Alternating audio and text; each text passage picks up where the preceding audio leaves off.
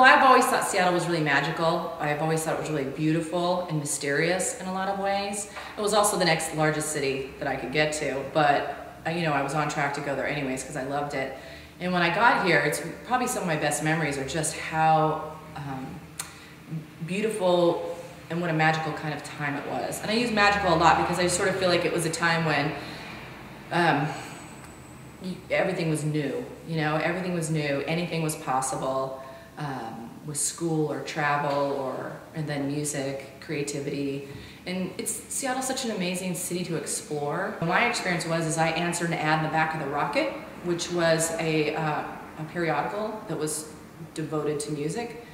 And I will say the first ad that I answered ended up being the band Hammerbox. It was James and Dave's article asking for a singer, and they didn't, you know, they didn't say male or female, but they had influences that I could relate to, like R.E.M. or Annie Lennox even. So when they said the Eurythmics, I was like, ooh, yeah, I'm in. Because the truth is, I'm a new wave baby. I'm not a rocker from initially. So I was like, ooh, the Eurythmics, okay, I'm in. So I called them, and having no experience trying out for a band, again, I truly also believe ignorance is bliss, because you don't know enough to like not try, and I certainly was like, well, throw yourself at it and don't stop until someone says no for sure. You know, it's a passive strength. It wasn't like I was plotting and spending a lot of time. I was like, well, come on, let me come try out. I don't know what else to do, you know, because they had asked me, do you have a tape? Do you have a demo? I was just like, no, I don't got any of that. Can you describe yourself? And I was like, ooh, which is a terrible question for any musician any time in their life. But, you know, I was more like, I guess, Annie Lennox, more of a, I mean, I had choir. I grew up doing choir. So I was like, well, I know I can sing. And ultimately, when I just couldn't answer the question, I'm like, you're just going to have to hear me. You're going to have to let me come over. So they acquiesced, and they said, okay.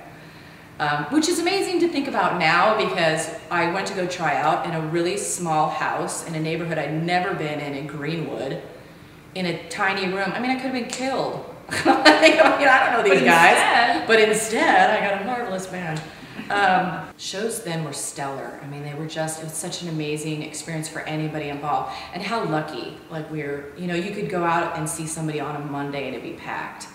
You know, it just, everyone at that time, fans, were using music as their outlet for what they did on the weekend and what they were interested in. And I've never seen it be like that here. And I'm sure that happens in a lot of cities. But some of my favorite places would be the OK Hotel, which was a sweaty, hot mess, fire hazard, but glorious in, you know, you're just literally bathing in it when you played there. Like, I remember showing up to a show dry as a bone and leaving drenched.